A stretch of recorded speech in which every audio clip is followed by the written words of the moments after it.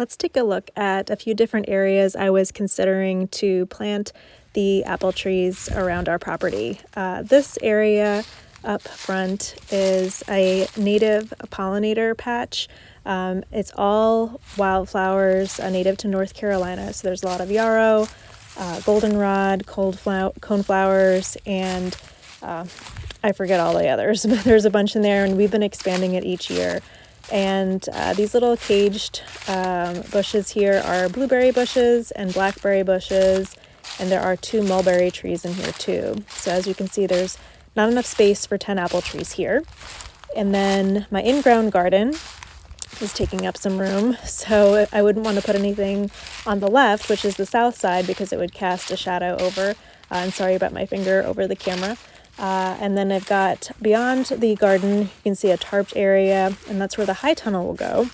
And then I've got the beehives, so there really isn't enough space to support 10 apple trees that have to be 15 feet apart each. So let's take a walk and see some more options. So this space would probably look familiar to you if you saw my other video about putting in this no-dig pond. So this is an area that I'll be growing out this winter. I'll be putting in pollinator plants, kind of bordering this whole area here and getting this cleaned up and adding some more raised beds in the spring. So this, at first glance, may look like a great spot to put the apple trees, but part of this area is kind of shaded because we do have some tall oaks here and other trees. But the big thing here is that if I do add any apple trees in this vicinity, then it's going to cast shade onto future beds that I'll be putting in here and to these plants in here. And putting apple trees in this area, I don't really want to do because our septic system comes out of the house. So if we ever need to have any work done, it goes out into a leaching field over there.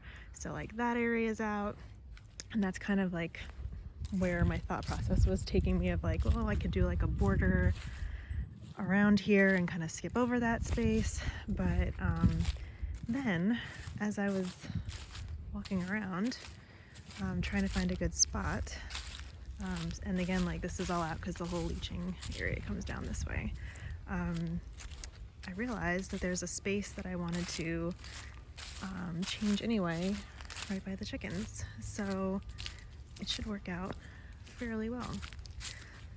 The little chickens are wanting to come play, but I don't have time to keep an eye on them because the hawk was here just a moment ago. All right, so this space and potentially what I just walked through here are the candidates for the areas to put the trees. And the reason why this space looks really good to me is it's going to get all the southern exposure.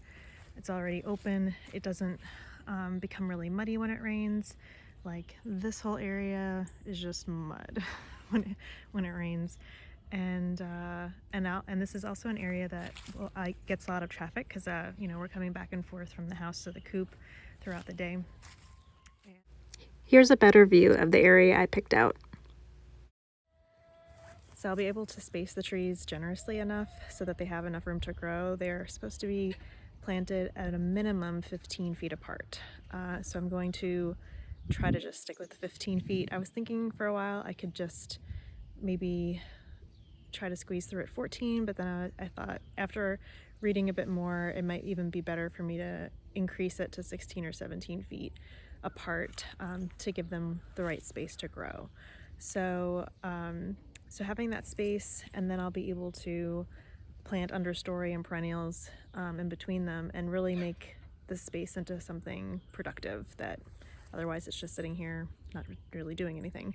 And but part of having that high traffic with going down to the coop over here is that if this does work out well here, and it'll take some time to see if it does, then there's a spot out in the woods which would be actually like the real ideal place to put the trees, but because it's a little further out there, I know I'll be able to keep an eye on it. So I'll show you how that space is set up too.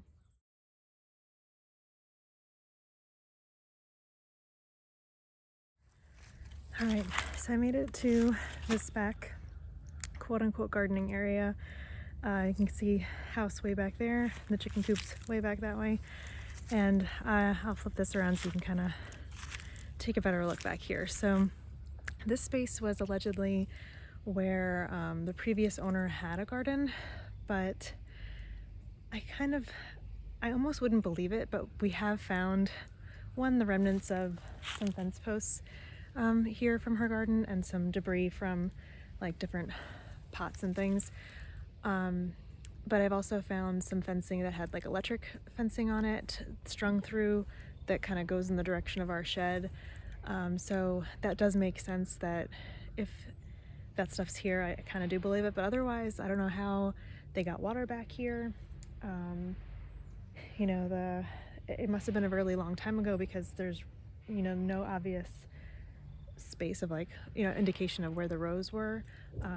But this whole area would be perfect. It gets, you know, right now it's winter, so it looks like it's getting all the sun exposure, but a very generous part of this gets sun exposure year round. And that's where I feel like this space would be ideal for having the orchard, because it's already here and ready to use, and the ground is great. And the hesitation I have with setting everything up back here initially is that I know I won't come back here enough to check on it to see if you know, if there are pests, or if they do need water, if I have to get water back here. And then, you know, as you know, over time, what I wanted to grow out is more of like a food forest area. So if I can try it on a, maybe not a smaller scale, that might be about the same size, but on a scale that's closer to the house, and in permaculture language, in zone 1, then I'll know better what patterns to emulate back here. Other thoughts that I've had for back here is to have it set up as a sunflower field, or you know, with some kind of, you know, pollinator ground cover crops. But again, like, deer are out here, so I'd have to like protect the space, and you know, I'm not watering this either. So whatever I set up back here, we would need to go to the investment of really fencing the area and well, and figuring out a water containment system too. So if you have any ideas, I don't have measurements of the space. That's something that I do want to do in the coming weeks, is to figure out exactly you know, where the borders are. And then once spring and summer roll around and we have more foliage, I do want to measure and mark off where the primary sun exposure is, so that way if I do start planting anything, and this time next year when the hives aren't as busy and I want to start producing something back here, I'll know exactly where to do that. So just taking that time to observe.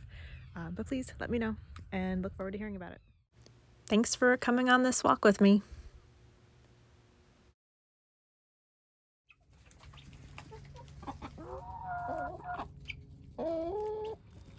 In my next video, I'll share how I planted the apple trees. See you next time.